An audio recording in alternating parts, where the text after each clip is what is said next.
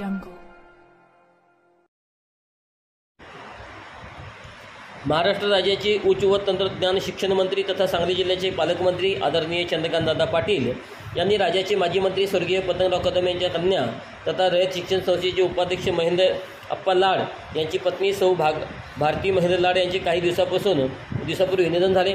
आज कोंढरे येथील त्यांच्या निवासस्थानी भेट दिली। भारतीताईंना श्रद्धांजली वाहिली। ताईच्या लाडने दळ आणि कदम लाड आणि कदम कुटुंबियावर दुःखाचा डोंगर कोसळला आहे।